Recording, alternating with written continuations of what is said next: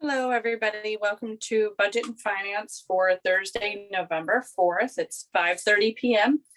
Let me get the legal stuff out of the way. Consistent with Chapter 20 of the Acts of 2021, this meeting will be conducted by remote participation. The public may not physically attend this meeting, but every effort will be made to allow the public to view and listen to the meeting in real time and participate when necessary. If you're calling in on a phone, you can press *9 to request to speak. If you're watching on a computer or device, there's a raise hand button that you can tap or press to speak. Please use either of these options to be recognized to speak. That being said, this is a public meeting, not a public hearing. So the attendance participation will be taken at the chair and committee's discretion. So welcome, everyone. Do a little roll call here on who's here. So from City Council, Vice Chair, Councilor Memhard, and filling in for us tonight in Councilor McCarthy's absence is Councilor Gilman. Councilor, thank you for being here tonight as one of the alternates. We always love to have you. Thank you. Myself, Melissa Cox, and with the city, we have, don't mind my cat.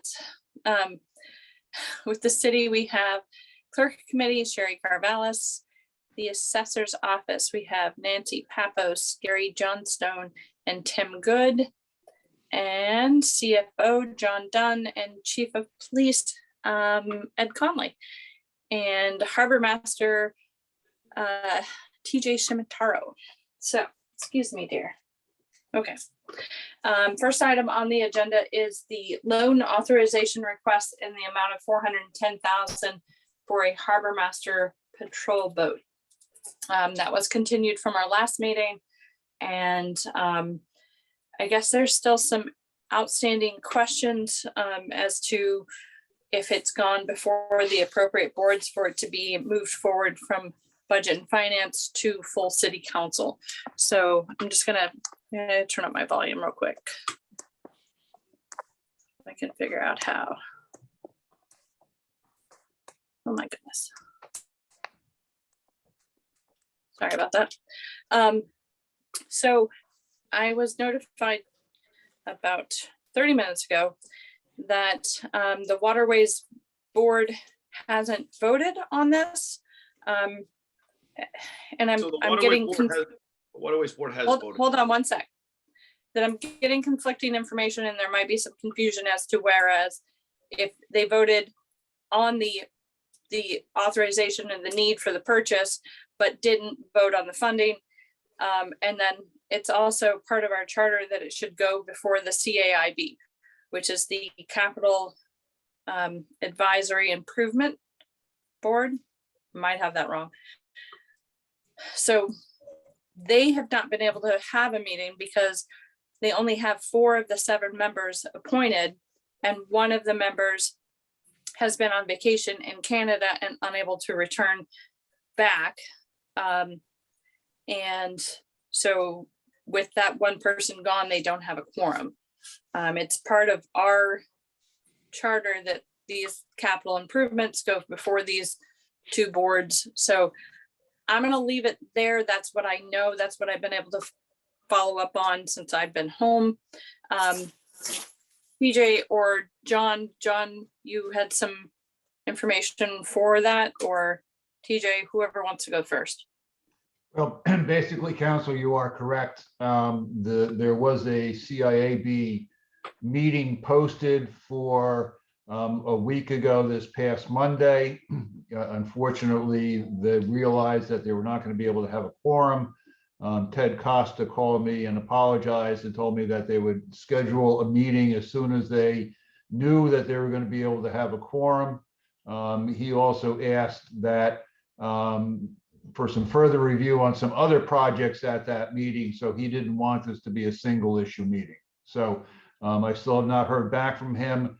I got the impression that the member of the CAAB who was on vacation was going to be away for a week and a half or 2 weeks. So not a surprise that it has been rescheduled at this point. Okay.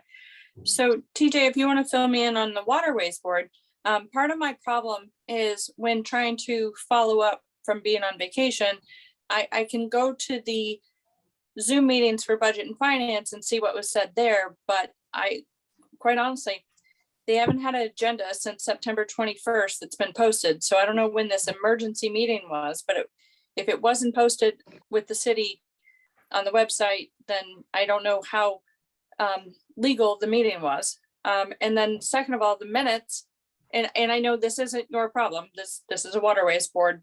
Sure. They haven't had minutes since February of 2020 posted to the city website. So I'm lacking a lot of information here, and I can't rely on hearsay or what Sure. people say in a meeting. Sure. So I don't know, the agenda should have been posted because it was publicly posted, and we did have a When meeting. was that meeting? It was the day before the last budget and finance meeting that you were away, the Okay, day before. Now, there's no minutes posted because minutes get approved at the next meeting, which we haven't had. We didn't meet for a year on the Waterways Board. That's why we didn't really meet during COVID. There wasn't really a ton of issues to meet on. No one was really meeting. So we didn't meet at all. But that's where the minutes are. They'll be approved next meeting. The Waterways Board did approve to push this forward through the purchase forward through and recommended that the general fund absorb it at the time. There was some debate back and forth whether that should happen. I came to BNF. I gave a full presentation, very thorough. And we were told to do a little more research on some grant opportunities, which I did, and to have a meeting with the board that you spoke of earlier, the Capital Improvements Advisory Committee. CIAB. Sure. That wasn't able to happen, and now we're a month and a half, down the road again here with no vote to move this forward on a purchase that's going to take 18 to 20 months to obtain anyways. So it's a little disheartening, and it's, I'd really wish that we could take a vote on this tonight. I think a lot of due diligence was done. I know that it was supposed to go to this per charter was supposed to go to this board. But I can tell you, Counselor, I've had a lot of things come through capital improvements that have never gone to the CAIB. So if that's absolutely necessary, then we'll wait for that. But if it's not, I really think that we owe the citizens in the department a vote on this and move this forward or not. And we need to explore another option. So if it's absolutely necessary, then let's do that. If it's not absolutely necessary, then we should at least try to get this open to a public hearing. I think that we deserve it. The citizens deserve it. As I spoke of earlier, and I'll touch base on the boat that we have now is in what I'm going to call disrepair. I haven't officially got that word yet. We had a steering casualty the other day. The boat is currently not in service. And when we pulled it out, we realized that there's a crack that goes directly through the hull above the waterline. And I don't know if it's repairable, which means the boat will only be able to be used for certain activities, no real sea state or anything like that. If used at all, I'm going to have to make that determination. So right now, currently the Harbor Master's Office does not have a boat to use. We have a 23-foot center console, but that's obviously not appropriate for 7, out of the 12 months a year in Cape Ann. So we're kind of sitting with nothing right now. And I think that that's why this is so important. So that's where we're at. Right. And procedurally, we got to do what we got to do. But if we can do something else, that would be great. Right. So I agree. There have been some capital improvements that have gone forward. I was not aware of the requirement to go to CIAB. And now that I am, I can't ignore it. So, and that's the plain truth of it, is that now I know about it. I definitely can't bypass it. And I don't think we should.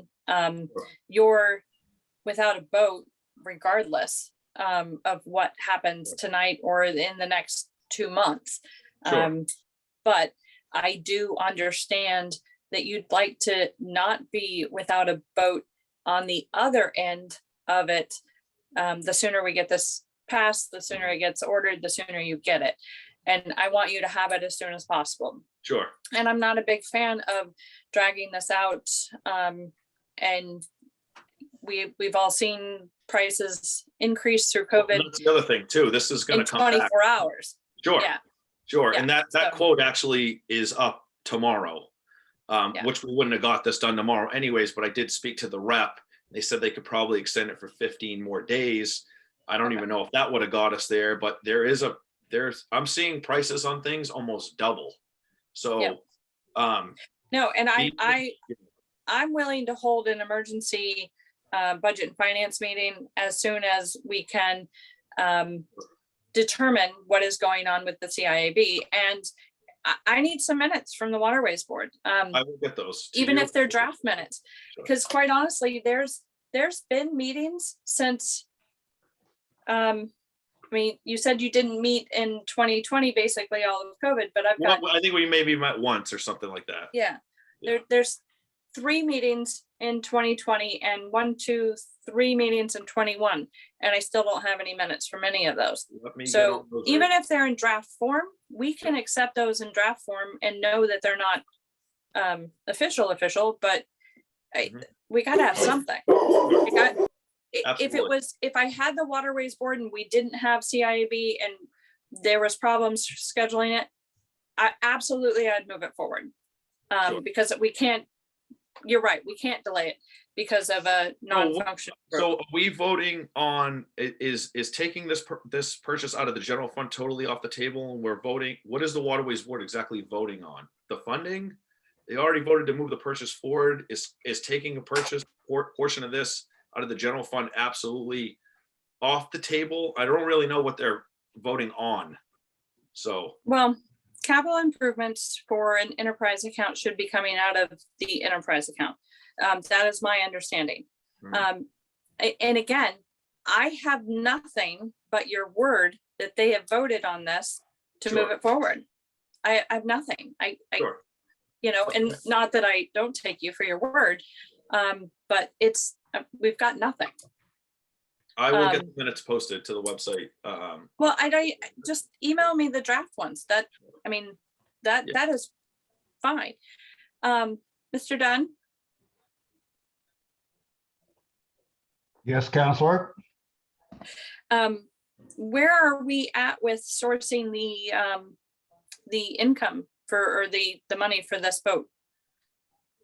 I mean, what Oh, is the well, administration offering? I mean, again, so that, the presumption is, so we got a 20-year asset, so, $400,000 purchase. So the cost is, call it, rounded up, 25 grand a year. That would come from the enterprise fund, as it should. We're Okay. happy to do that. So if that's the decision that we're going to be made, then that's what I'll put it forward to the Waterways Board for a vote. I just need a decision to be made so we can make this happen. Well, TJ, that's kind of, irrelevant. So the board is voting to make the purchase of the asset. Where the asset gets charged is somewhat irrelevant to their vote. Okay, so Okay? that already happened. And I know the minutes aren't posted on the website, but we will make that Okay. happen. So you need to get those minutes out to the subcommittee so they can see those. Will do. Sherry, I know Joanne's not with us, but do you have any idea if this was already advertised for a public hearing and hasn't been continued? Yes, it was advertised for public hearing for the 9/28 meeting, September 28th. Okay, so we've been continuing it on the agenda. All right. So I'm gonna let the other counselors have some questions, and then I've got a compromise that we can do. So Counselor Memhard, do you have questions about this? I'm sorry that Councilor McCarthy's not able to be with us this evening. I understand he's traveling. Yes. I share your concern, Madam Chair, to do this right. We stress everywhere to keep proper minutes, and that's part of our being above board and transparent. And it's important, especially when acting on, as we do on the financial end, with full faith and confidence that this has been properly documented and approved by the relevant parties. I'm not quite sure I understand why Ted Costa's group, the Capital Advisory Board, can't meet virtually, if not in person, to accomplish some of these things, if they're allowed to do that. That would seem to me a solution. I agree TJ needs the boat, and I'm very sensitive to being caught with our pants down without it. But we just have to do the funding properly. And I still haven't heard anybody, TJ or John or anyone, offer us any creative alternative sources of at least partial funding to offset this capital investment, which is unfortunate from all of our points of view. So I can clear up the CIAB issue. There's 4 members. It's a 7-person body. To have a quorum, they need at least 4 to participate, and one of the members is on vacation and not able to be reached. So he doesn't know that there's a need to have an emergency meeting because he's on vacation. So that's just the actual circumstances. So as far as another member can't be joined to that board in the meantime, if there's still 3 short. they'd have to go through the appointment process, which is longer than this guy's vacation. So there are 4 active members of a 7-person board. So to have a quorum, you have to have all 4. And if you're 1 short, you're dead in the water, like our boat. So as far as funding, we'll get back to that at the end when we circle back to John. Councilor Gilman? You're on mute. Yeah, got it. So I was just going to piggyback on what Councilor Memard said, but it just seems like with the type of technology that we have, like, if we could just locate that 4th person, schedule emergency meeting, not emergency, but posting it 48 hours. The Waterways Board should, or this capital improvement advisory, blah, blah, blah, should be able to have like a 5-minute meeting remotely with that person. I would think that could happen. And then similarly, the minutes could get approved by the Waterways Board if they had a 48-hour posted meeting to formally approve the minutes. And it just seems like, I think our council would be willing to, keep working with them to have an extra meeting on this BNF to try to help, because we're sympathetic towards the need of the boat, but we are trying to hold ourselves accountable to the charter and do the right thing. So I think the momentum is great. I do think that if we're not ready to have a public hearing until November 23rd, I think TJ has to ask for more than 15-day extension, because we won't have an answer. I until- just got, I don't think I don't think they're meeting till the first Wednesday in December now. So I don't understand why we as a council, when we have something that's really important, we can just post something within 48 hours and have a meeting of something that's really important from a business standpoint. So I'm not sure. Right, so that's when their next scheduled meeting is. That has nothing to do with them not willing to have an emergency meeting. I know that there's multiple people trying to work with this board to try to make this happen. Okay. Here's my compromise, because I'm not moving forward with it tonight. I'm just not. If you guys want to overrule me as 2-1, that's fine. But I will have a 15-minute special budget and finance meeting on Tuesday before the city council meeting. You get me those minutes, and they don't have to be finalized. They can be Sure. in draft form. Get me those minutes. Let's see what they've got, and let's give Ted Costa, a couple more days to try to make their meeting happen. They could have it on Monday or Tuesday. I don't know what this vacation schedule is. Like, I've never even talked to anybody from CIAB. It's never been an issue in budget and finance in the 10 years I've been here, because I didn't know about that stuff. And we've done plenty of capital improvements. So if we need to move forward with this to city council, the only thing between me and my vote is seeing some minutes from the Waterways Board saying that they're in favor of this. I don't know how the rest of you guys feel, but that to me is enough. We're talking about a massive asset. We're talking about a massive lead time and a massive need. So In an ever increasing quote, budget. fortunately. So. Yeah. So So I wasn't John aware that you Dunn- didn't have those minutes. Mr. Gross, the chairman of the Waterways Board, last time on Budget and Finance got on it and affirmed the positive vote coming from the Waterways Board. I don't know if the other two counselors remember that. If that's still not No. enough, then we can, I saw the vote. I need to see it in writing. I Sure. need to have something that I I can fall wasn't back. aware that those weren't posted up. That's Yeah. my bad. Then I should have checked that before. But I thought we were at a little different phase in this than that. So Yeah. is what it is, I guess. John, is the administration willing to move forward with this without CIAB if we can't make that happen because of the other extenuating circumstances with the increasing quote and the lead time? I can't say definitively yes or no, but I would think that they would, the administration would lean that way and say yes. I mean, I can certainly ask that question and respond to you tomorrow. Okay, I think it's worth asking the question. I'm not a big fan of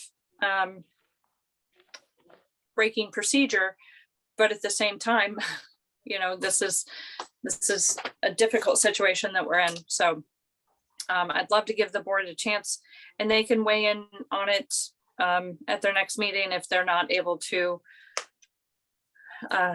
Obviously, it's a little after the fact, but I mean, we still value their opinion. It's just unfortunate that we haven't been able to do this. And this is going to be one of those learning things where all of this stuff should have been done before it came to city council. So before it came to budget and finance, those things should have been done. And TJ, if you would have come to me and said, hey, I'm going to put this loan order in, I'd be like, cool, awesome. Yeah. I didn't know I had to go to Waterways. I didn't know it had to go to So CIB. I did find some, I do have the minutes here, obviously not posted on the website. It actually, I misspoke. It went to Ops Finance Subcommittee first, was voted, and then went to the Waterways Board for a full vote. So I actually have two sets of minutes. So it Okay, was like double vetted. To Operations and Finance, the Waterways Board, they voted positive, and then it went to a full vote, which I also voted positive. okay, And the Waterways Board ones are draft. The Ops Finance ones are not draft because the full board voted on it. But I will get them on the website as soon as possible. get them to me sooner than that. Get them to me. I will send them out to the committee for their review. John's going to look in with the administration and see if they're okay with bypassing.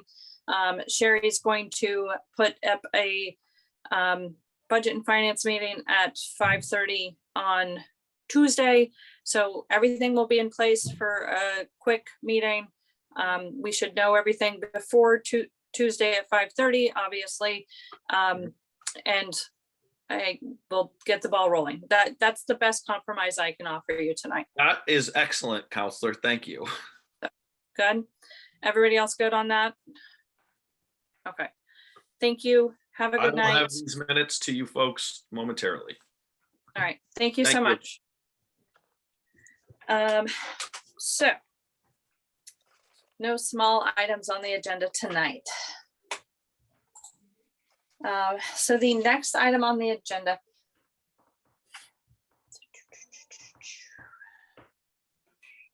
Nancy, do you mind if I take the police chief on his 2 grants real quick? Because I know yours is going to be a little bit time consuming, and if I can get Ed out of the way and get him off to dinner, he would be most appreciated. How did you know I was Fine. cooking dinner? It's no problem. All right, Chief, you have 2 grants. We'll take up the FY22 State 911 Support and Incentive Grant in the amount of $102,983. Good evening, everybody. Thank you, Counselor.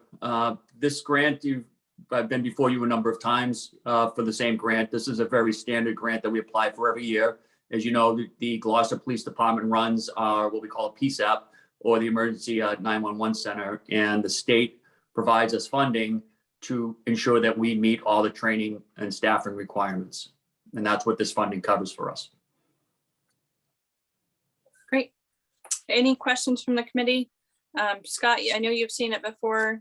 Counselor Gilman, if you have any questions on it, it's recurring. I'm looking at it All right now. right. Thank you.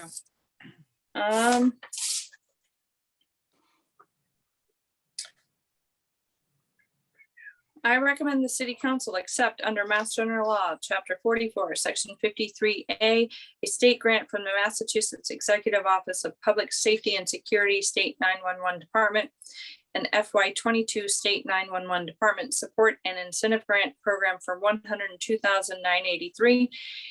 The grant period is from October 7th, 21 through June 30th, 22, and there's no local match for this grant, and I so move. Second, Further discussion?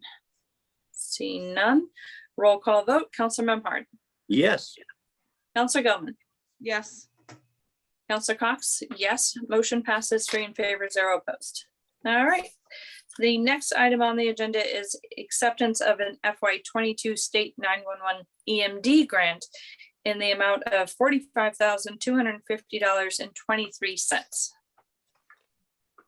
Thanks again, Counselor.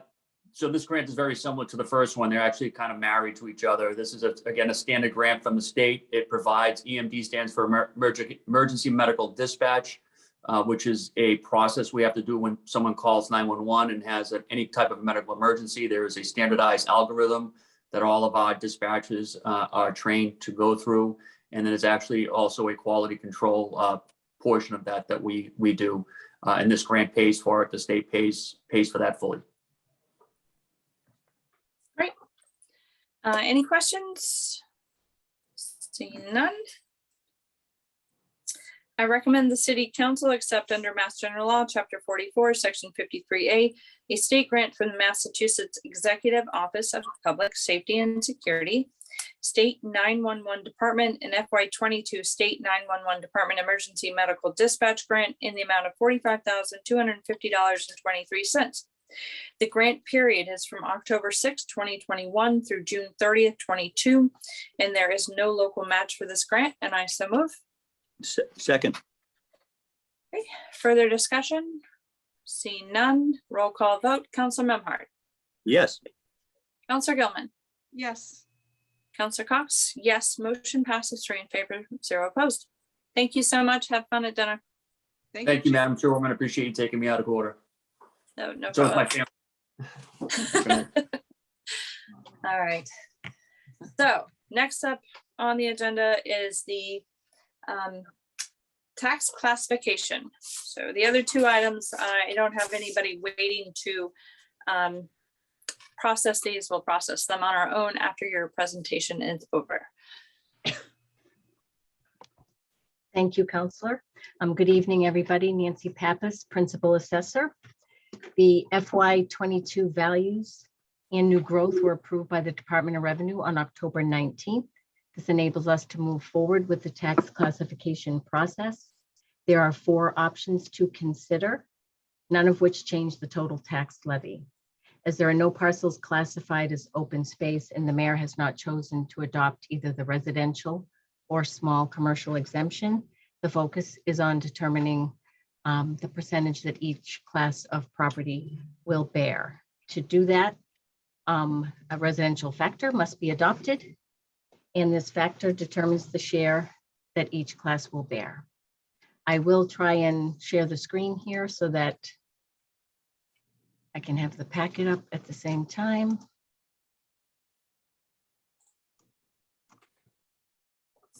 Oops. Can everybody see that?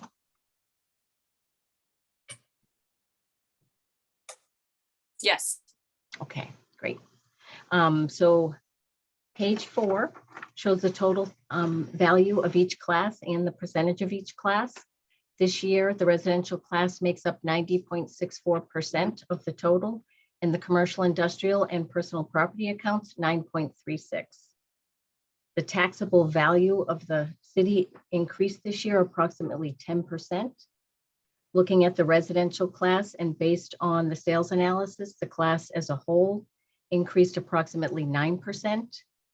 And within that class, the single family class saw roughly a 9% increase, condominium class a little over 6%, 2 and 3 family class a little over 10%, and the apartment class was approximately 9%. The commercial class saw an increase of close to 4.5%, and the industrial class 5%. So more significant increases on the residential side in terms of what occurred based on the sales analysis. Page 5, just scroll down here. This shows the assessed values of each class from 2009 to the present. At the bottom of the screen is the 22. And basically you can see that we're still pretty much a 90-10 split in terms of the residential versus the commercial.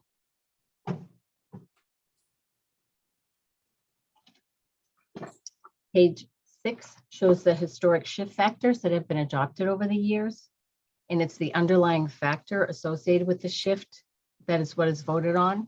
Last year, a shift factor of 1.03 was adopted, which equates to a 0.996 residential factor. Page 7 shows the calculation of the maximum allowable levy. It starts with the fiscal levy limit from 2021 that is reduced slightly by amended fiscal 21 growth.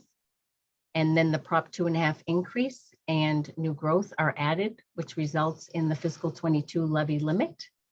Added to that is the CSO debt exclusion, the water debt exclusion, and the total is then the maximum allowable levy for fiscal 22.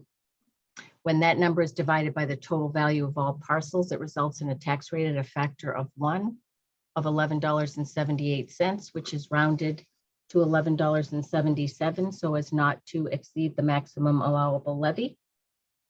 A factor of 1 would result in the same tax rate for all properties, and any factor other than 1 would shift a portion of the levy to a different class. Page 8 shows the approximate tax rates that would result from the various shifts to the CIP class. And the maximum shift allowed by the state is 1.5, which is at the bottom of the page. Page 9 is a comparison of levies by class at various shift factors. These tax rates again are approximate and rounded so as not to exceed the maximum allowable levy. And this column over on the right shows the difference in the levy that each class will bring in after the shift.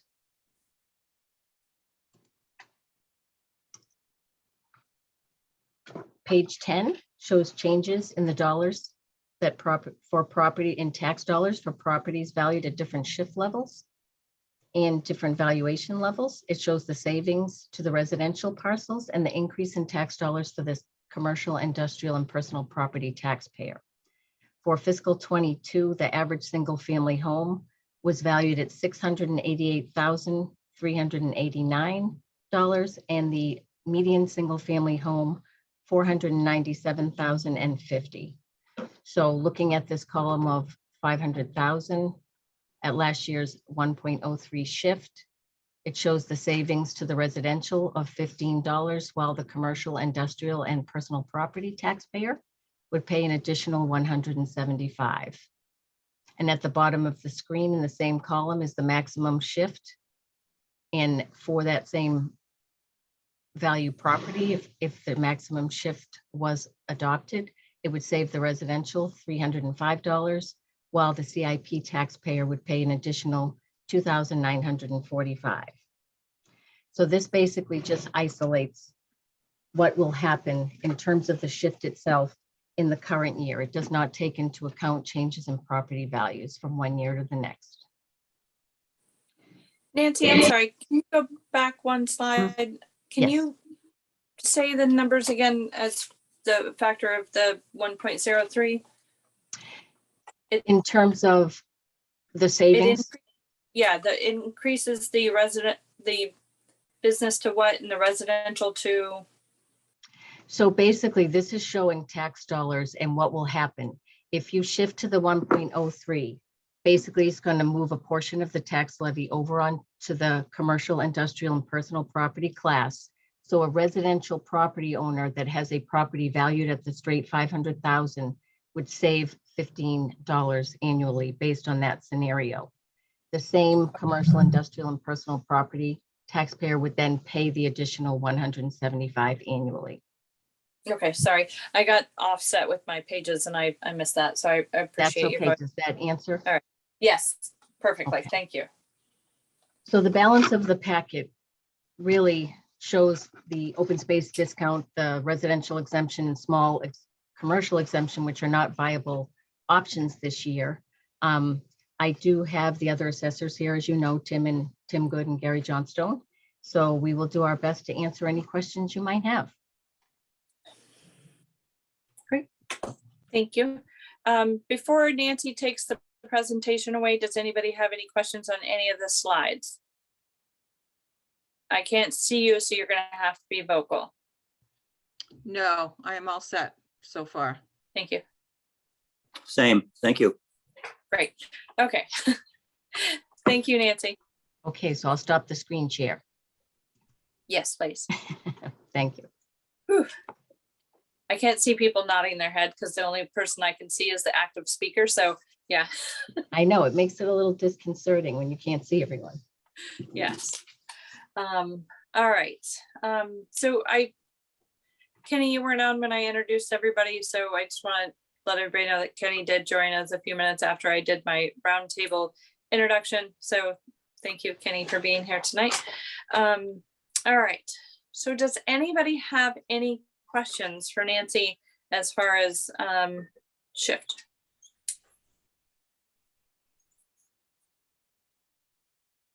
Councilor Gilman. So are we into the recommendation phase yet? Can we, Well, questions okay, about either any of the shifts and Okay. its effect. okay. So it appears that the administration is suggesting that we keep it the way it is at 1.03 right now. Is that correct, Nancy? That was the letter from the mayor, yes. Okay. And one of my questions goes back, you don't have to put it back on, but on page 7, Mhm. it talks about the residential new growth and the CIP new growth. Yes, And it appears that we have about 1,600,000 additional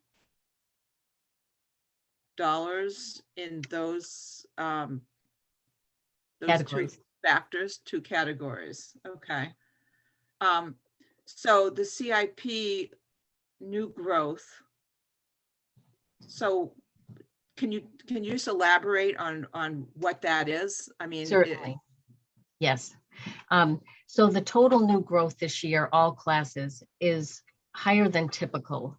Over last year, it's about $570,000 more than last year. There is a lot in the residential sector this year. What we're measuring from one year to the next is basically construction activity that happens, or potentially it could be lot splits or condominium conversions where you get more units than you had before. Also, if a parcel is exempt, it could become taxable. New personal property accounts are also new growth.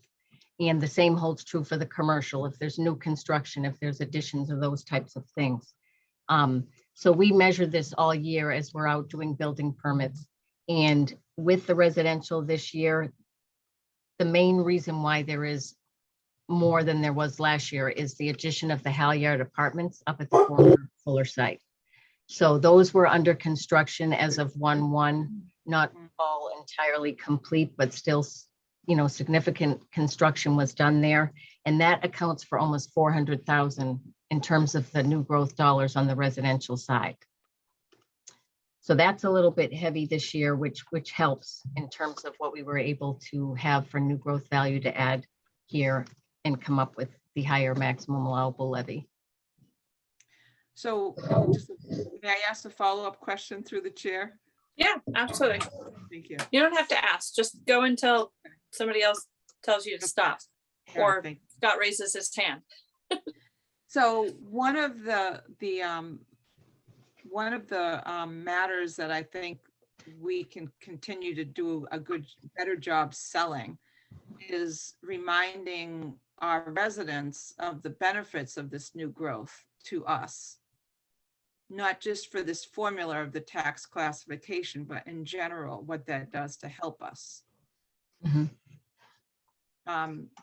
Can you just elaborate for a second on that? Because, sometimes I don't think we maximize that from being proud that this new development money is helping us be able to be a richer community in terms of money that we have.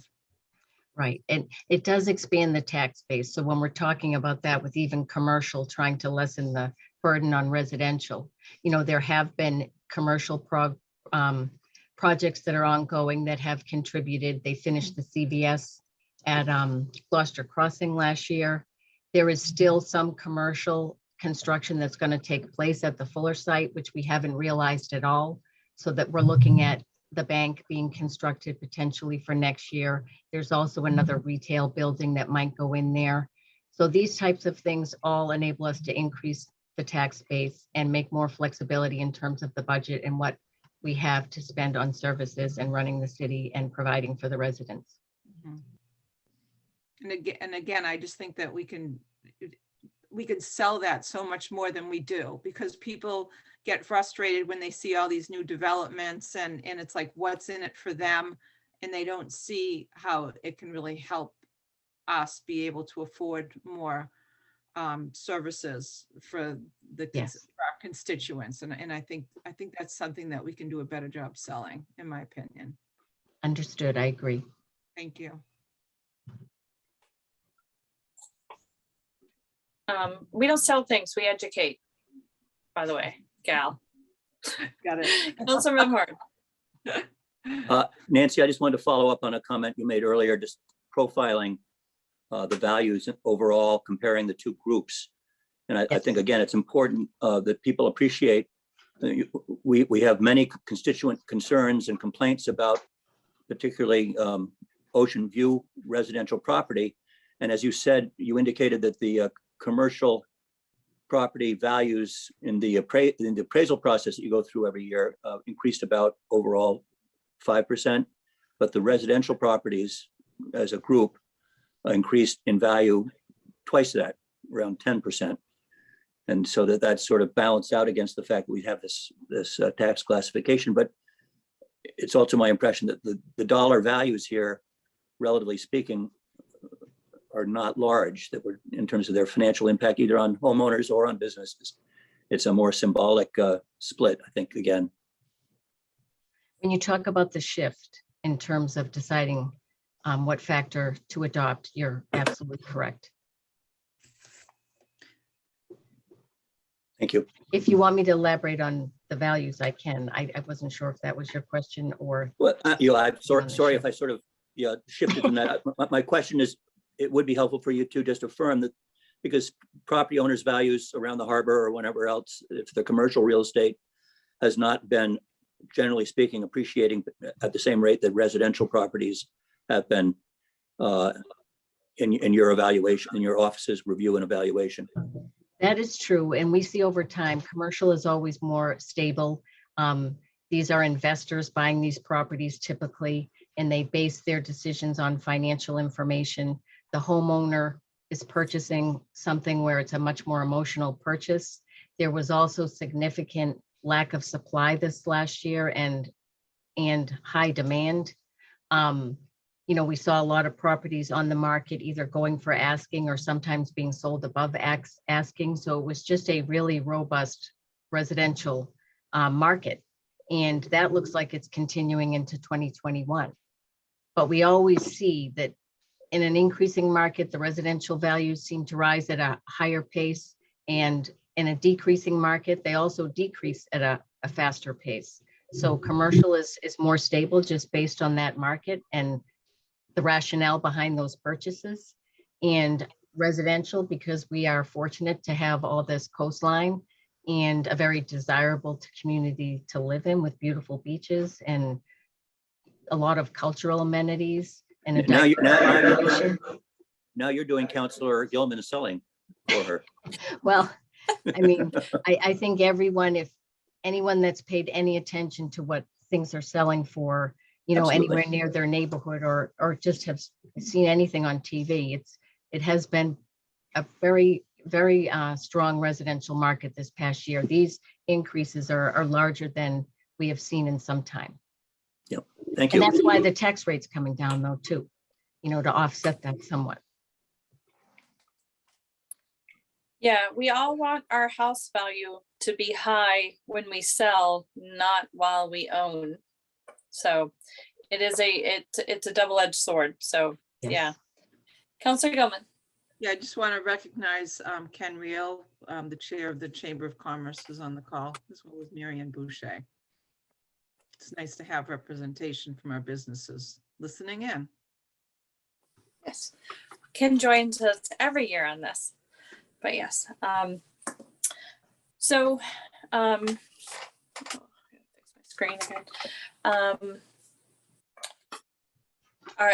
Are there any more questions or concerns? Okay.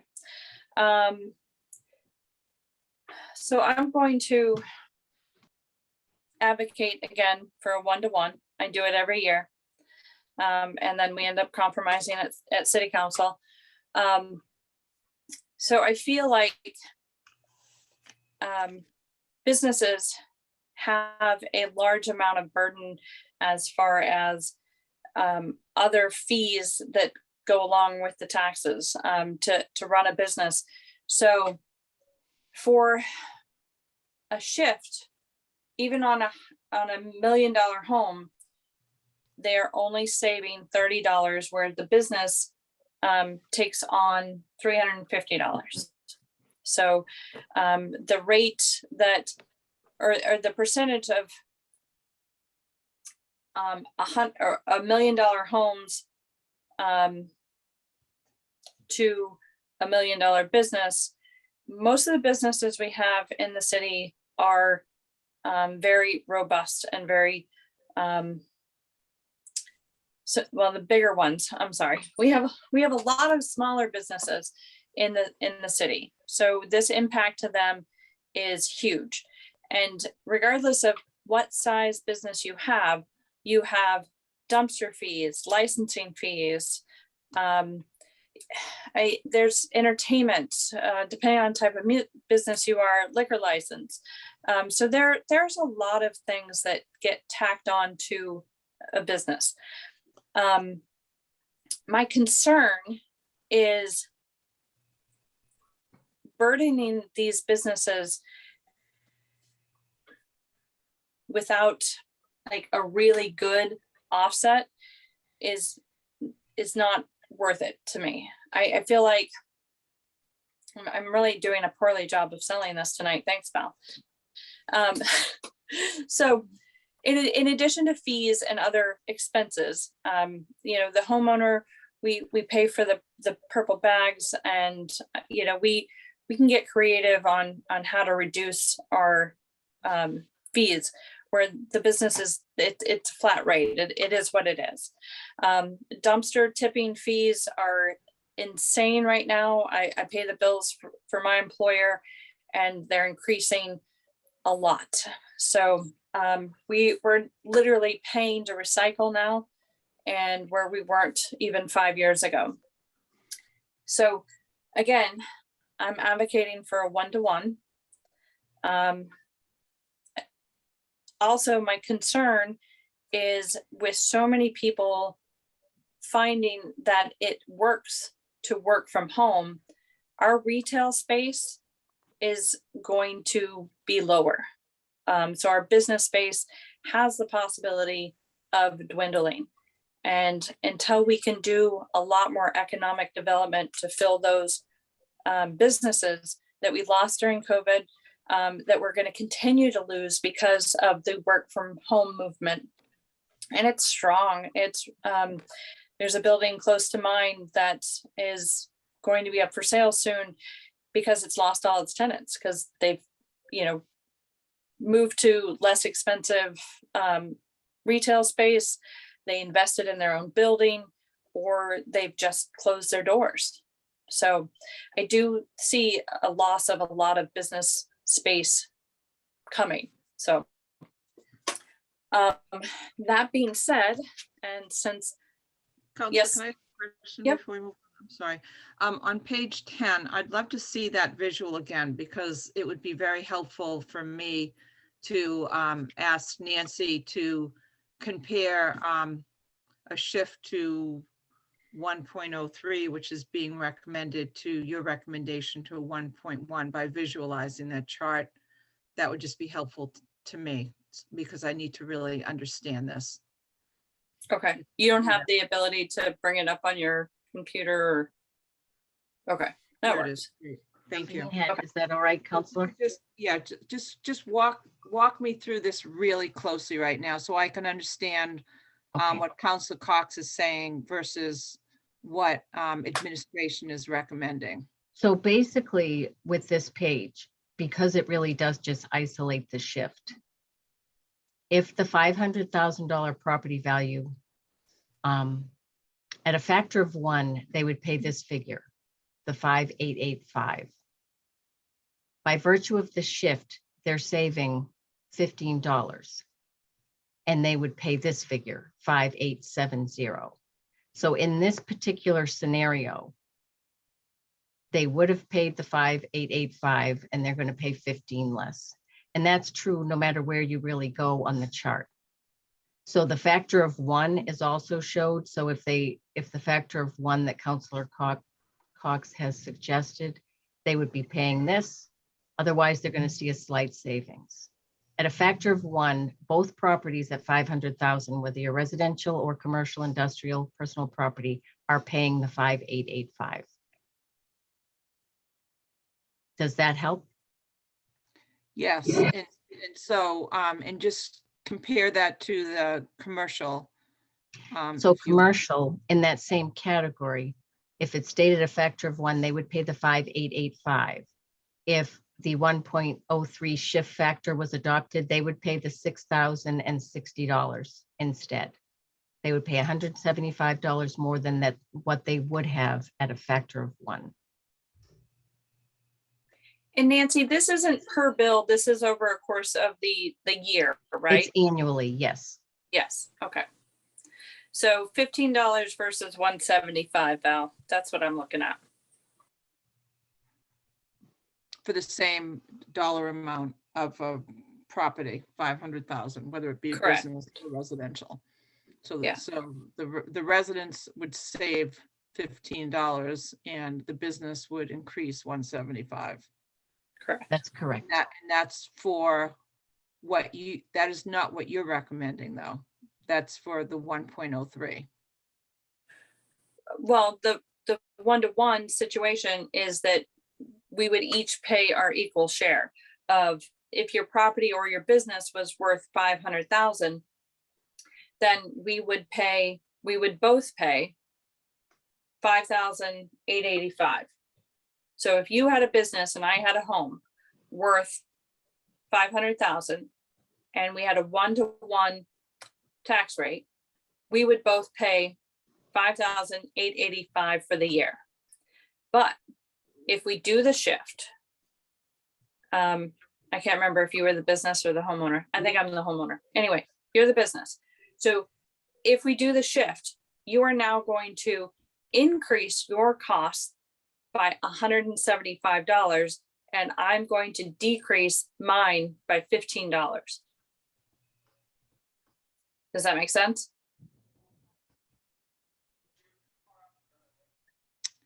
Yes. I'm happy to talk this over more with you over the weekend, or, and I know that you were asked at the last minute to fill in, so why you're probably not as, and Scott and I have been living this for years. Right. No, and So, Nancy always takes good care of me. I go down to her office and everyone, walks me through it, but I just want to make sure that I completely understand what I'm voting on, and that's why I asked for the No, clarification. I want you to completely understand what you're voting on. So well, we're not leaving until you're comfortable. So you're saying, so let me just ask a dumb question, go down 3. There are no dumb questions at Budget and Finance. So if you are recommending a 1-to-1, then you go down to the 3rd category. Correct? Are you talking about the $750,000 Oh, value, no. Counselor? No, I'm still in the 500. No, she's So looking go at the right there. shift Okay. 1.1. Mm-hmm. Right. And isn't that what you said that you are recommending, Counselor? No, Okay. absolutely not. I am recommending equal parts of so a 1-to-1 is that, that both of us pay our equal share with no shift. What you're looking at is a shift of 1.1, which is not what I'm talking about. Okay. So So if If I can if you go- interject, Counselor. Maybe if we think of it in terms of tax rates, when you're talking about a tax rate at a factor of 1, it is the same rate for all taxpayers. Everything comes down to assessed value. You're paying based on your full and fair cash value that's assessed, and everyone has the same rate.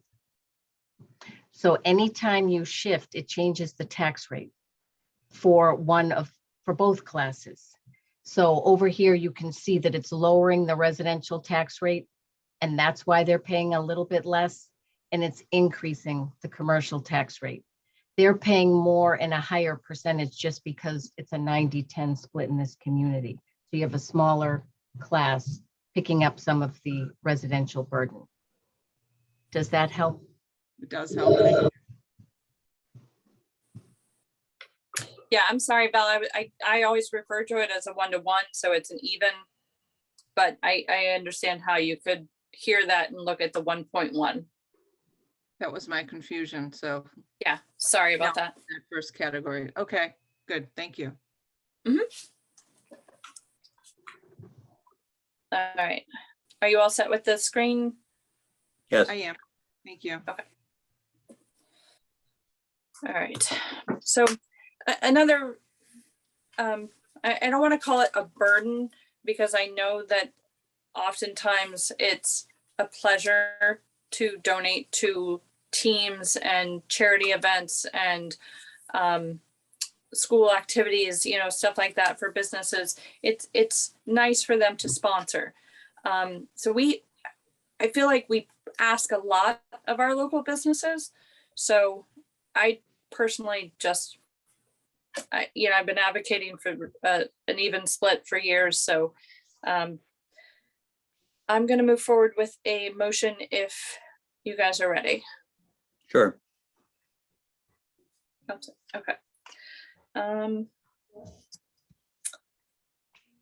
I recommend that the city council adopt a residential tax classification factor of 1 for the fiscal year 22, and I so move.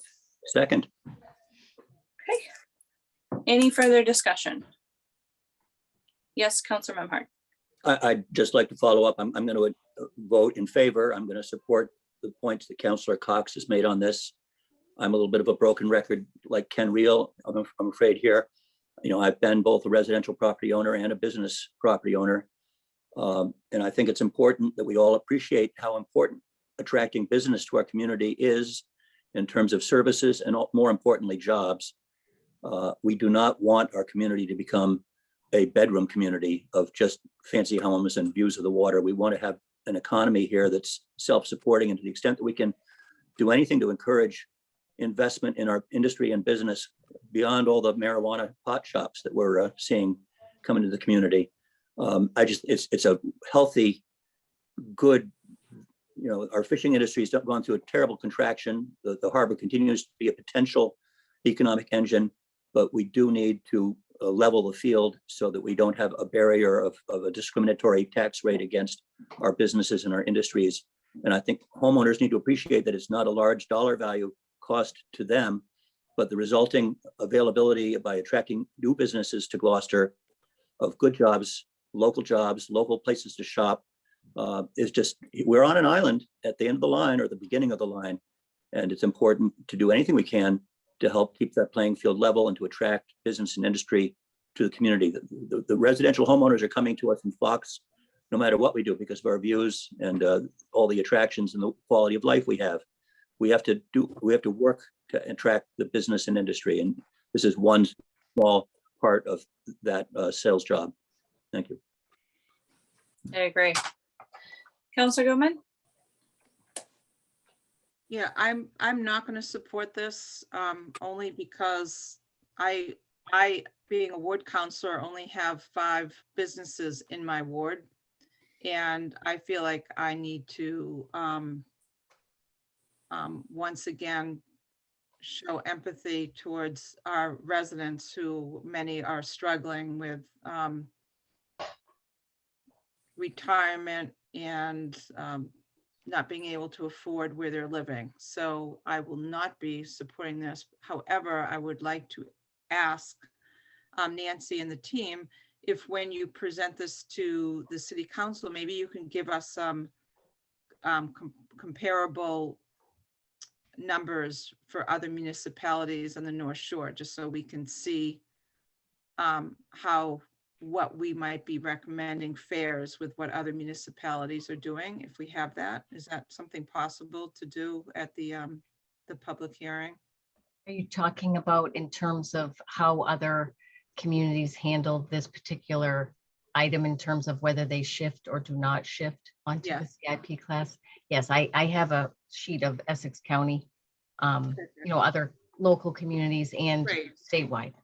Great. The other part of that, Nancy, obviously, is what the split is in terms of the percent of residential versus commercial industrial real estate within those communities, and how that has led to the tax rates. I know the communities that have the most favorable residential tax rates are the ones with huge institutions within their borders, whether they're nuclear power plants or whatever. So more business in the community reduces the tax rate, and you have to keep it. Yep. You have to keep it in perspective.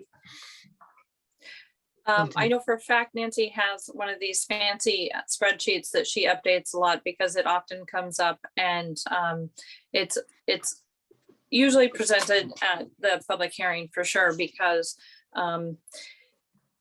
unfortunately with our population and our business to residential, there's not another perfectly like community. So obviously Rockport, closest community, their business is much smaller than ours. And Ipswich and Essex, same thing. But then you go all the way to Beverly and Danvers, and their business district is 5 times ours. So it's hard to compare something similar, but you'll see your spreadsheet. And Nancy, if you want to get that out prior, you can send it to me and I can forward it to the clerk's office, or you can just send it to the clerk's office directly if you want to get that out prior to the meeting. Do that tomorrow. and then- I can send the spreadsheet Yeah. that has all the communities in Mass. And then there's the other one I do up, which just are some communities that are more Essex County based. You can send it directly to Sherry and she Okay. can send it out to the entire council. Will do. I do not need to be a middleman and cause more red tape. Okay. So I appreciate your feedback on that, counselor. And even when I was a ward counselor, I often thought the same thing. But what's good for the overall city and not just your ward is something that you should actively take into account, regardless of your representation. And I know it's important to represent the ward, but sometimes we have to also think about the bigger picture. So I respect your decision, and that's all I'm going to say. All right, roll call vote. Unless there's further discussion, if anybody has anything further. Seeing none. Okay, roll call vote. Counselor Memhard, Yes. Counselor Gilman, No. Counselor Cox, yes. Motion passes 2 in favor, 0 opposed. And I do believe the public hearing is for Tuesday. Is that correct, Sherry? That's correct, Tuesday, November Okay. 9th. All right. So I will see you all there. Gary and Tim, thank you for joining. So we'll see you Tuesday. Melissa, just possibly you might want to suspend our rules of procedure because Ken has had his hand up, even though this isn't the public Oh. hearing. I didn't know if you wanted to acknowledge his hand. Absolutely, yeah. It doesn't pop up as a co-host, which is weird. Ken, are you there? Are you unmuted? I am here. Can you hear me? Yep. Awesome. Thank you. Thank you all for this important discussion as we have every year. Thank you, Councilor Memhard, for that. The thing that's different this year, coming out of this historically challenging time last year with the pandemic, and frankly, seeing most of our businesses still in business, which is just so incredibly rewarding as everybody has been working so hard, and a lot of businesses have literally reinvented themselves. And frankly, without the federal pandemic relief funds through the SBA and others, a lot of those businesses wouldn't have made it.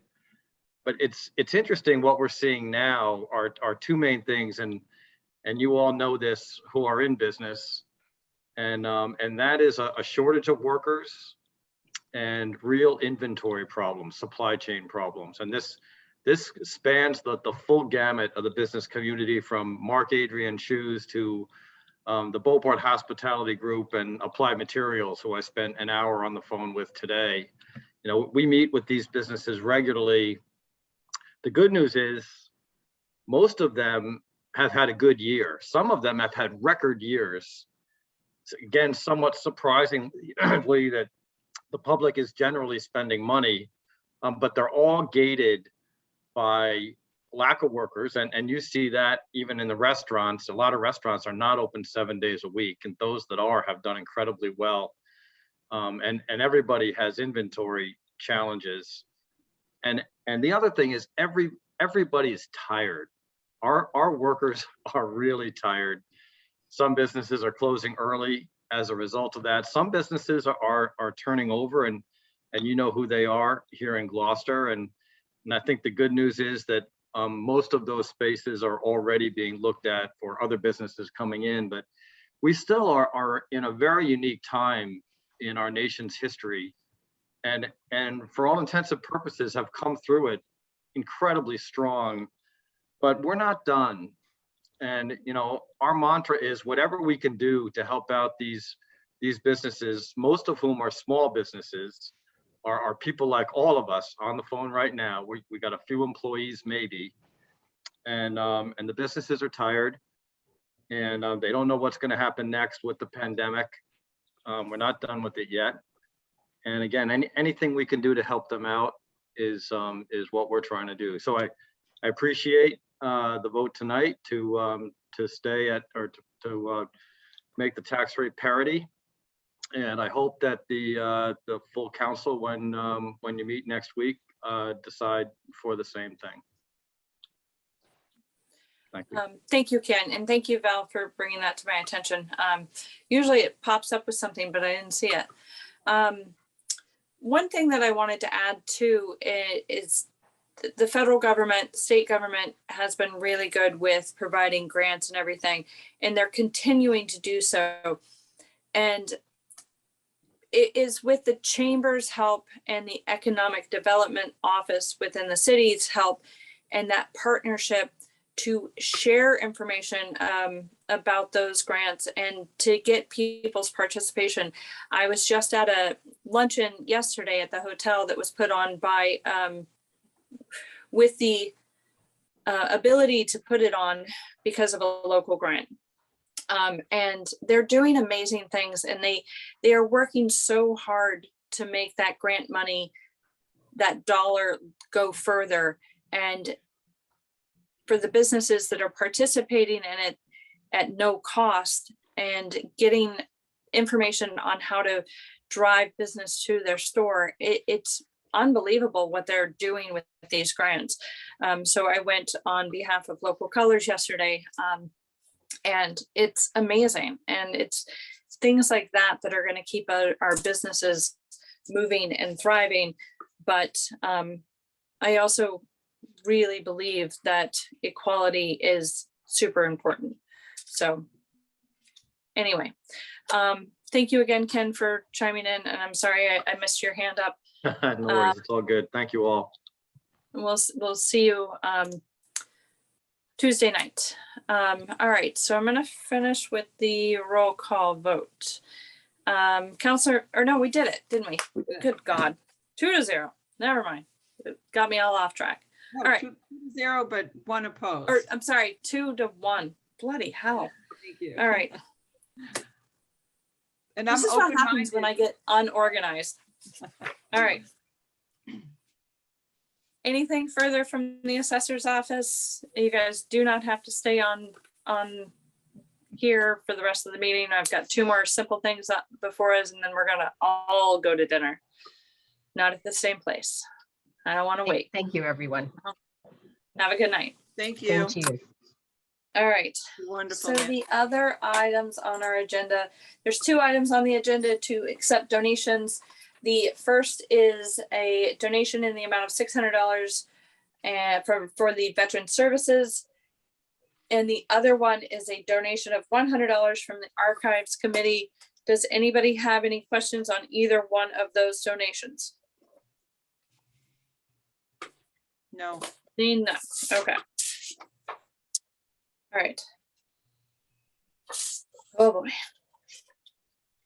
I recommend the City Council accept various cash donations under Mass General Law, Chapter 44, Section 53A to support Cape Ann Veteran Services in the amount of $600 from the following members and business partners within our community.